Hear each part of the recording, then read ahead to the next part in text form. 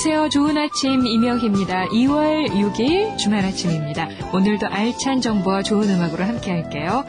자, 토요일에는 한 주 동안 화제가 됐던 뉴스들 갈무리해보고요.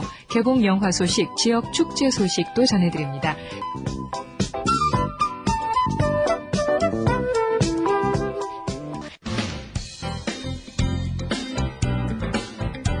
주간 뉴스 브리핑 시간입니다. 한 주간의 주요 뉴스들 정리해보죠.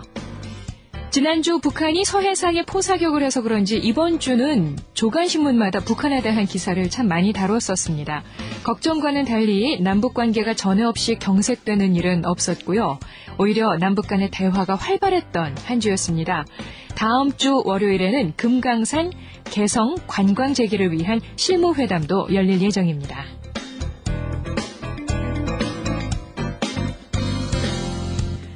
남북 정상회담설도 솔솔 흘러나오고 있는데요. 이명박 대통령은 국무회의에서 남북 정상회담에 대가가 없다는 대전제 아래 만나야 한다고 말하고 이 원칙을 양보하는 일은 없을 것이며 원칙을 지키는 것은 남북 모두에게 좋을 것이라고 강조했습니다.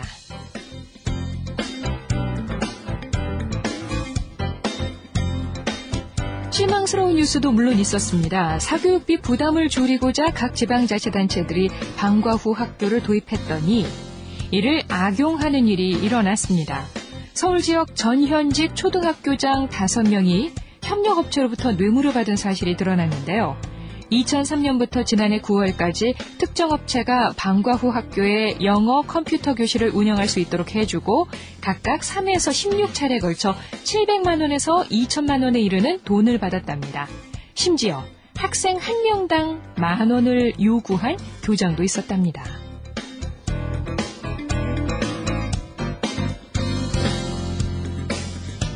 삼성전자의 반도체 기술이 유출된 것도 이슈가 됐습니다. 미국 반도체 장비업체인 AMAT사는 우리나라에 AMK라는 자회사를 두고 6년 동안 삼성 반도체의 핵심 기술 95건을 빼돌린 것으로 드러났습니다.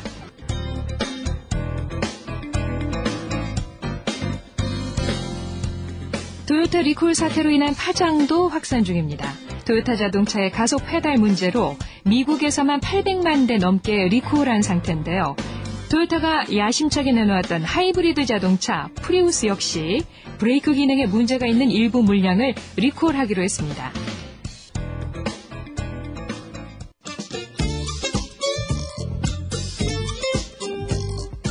주말 아침에도 저와 함께 해주시는 여러분을 사랑합니다.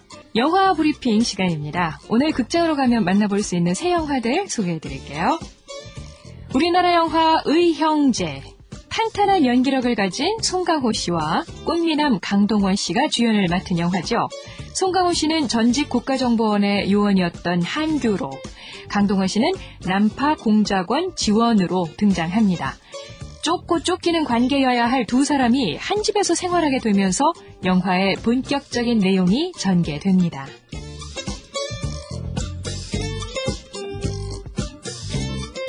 발렌타인데이 시즌을 맞아서 헤이트 발렌타인데이가 개봉했습니다.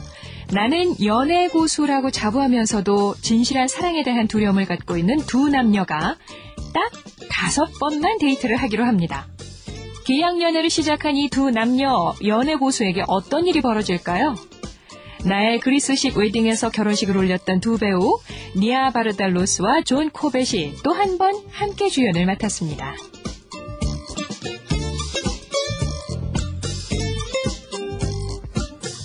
헤더 그레이엄, 안소니 홉킨스, 애슈튼 커처, 린제이 로한, 데미 무어, 마틴 쉰, 크리스찬 슬레이터 등 유명한 할리우드의 신구 스타들이 영화 바비를 위해 뭉쳤습니다.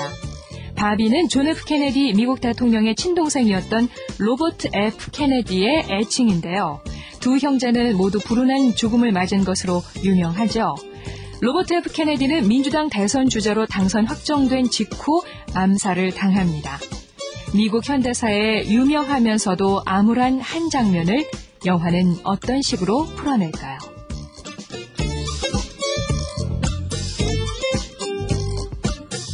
영화계 소식도 전해드릴게요. 먼저 캐스팅 소식입니다. 요즘 시트콤으로 큰 인기를 얻고 있는 황정음 씨가 영화에 캐스팅이 됐습니다. 도사2인데요. 전작은 10억이 안 되는 제작비를 투입하고도 흥행에 성공해서 화제가 됐었죠. 자, 이번 후속작은 올여름 개봉을 목표로 하고 있는데요.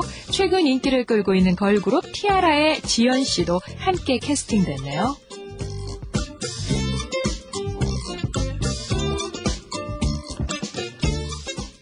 세계 3대 국제영화제 중에 하나인 베를린 영화제가 다음 주 목요일 11일부터 21일까지 개최됩니다.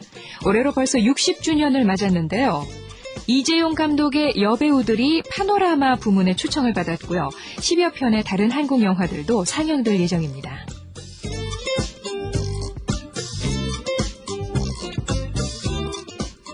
우리나라를 대표하는 영화제 중에 하나인 전주국제영화제에서는 관객평론가를 모집하고 있습니다.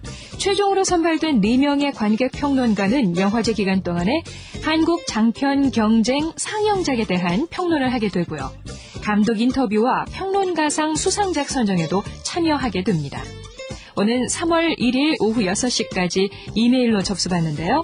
자세한 안내는 전주국제영화제 홈페이지 jiff.or.kr로 문의하세요.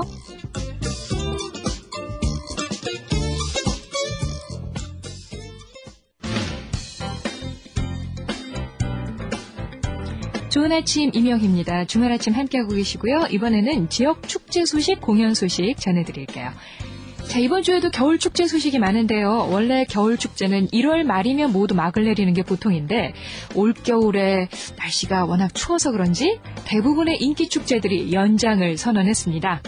먼저 평창 오대천에서 열리는 평창 송어축제는요. 설 연휴인 오는 15일까지 연장 개최됩니다.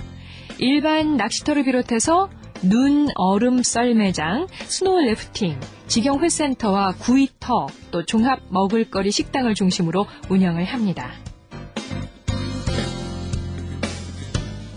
빙어축제로 유명한 인제구는요. 남면 부평리 소양호에서 인제빙어축제를 9일까지 열 예정입니다. 날이 추워서 아직 빙판이 두껍게 남아있기 때문에 낚시터를 이달 중순까지 개방하기로 했습니다. 또 화천 살천어 축제도 아시아 빙등광장과 세계 겨울도시광장을 오는 28일까지 연장 운영합니다.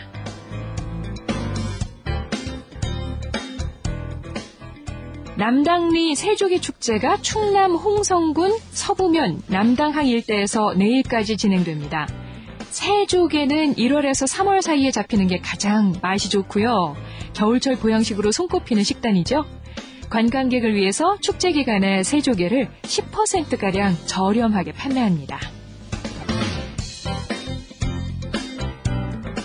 경남 거창 금원산 자영휴양림에서는 제3회 얼음체험 및 얼음조각작품 전시회가 15일까지 열립니다. 동화 속 같은 분위기를 물씬 풍긴다고 하니까요. 어린 자녀들과 함께 찾기 좋겠네요. 공연 소식도 전해드립니다. 90년대를 풍미했던 팝스타 휘트니 휴스턴. 공백이 꽤 길었지만 지난해 재기에 성공하면서 10년 만에 월드 투어를 시작했습니다. 그리고 우리나라에서도 첫 번째 내한 공연을 가질 예정입니다. 오늘과 내일 저녁 서울 올림픽 체조 경기장에서 펼쳐집니다.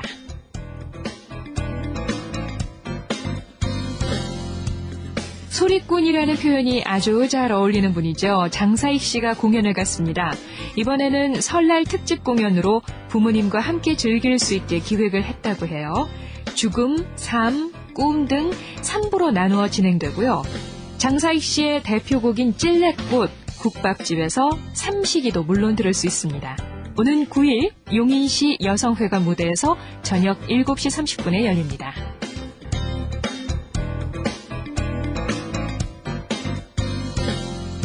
어린 자녀와 함께 가서 보면 좋을 인형극, 혹부리 영감님과 도깨비도 소개를 해드릴게요.